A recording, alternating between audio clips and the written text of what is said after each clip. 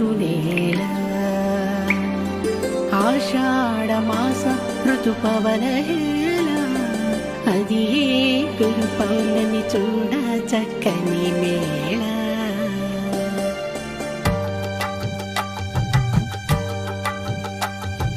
Simhadri అప్పన్నకి Divya తేజోమూర్తికి శిరసాన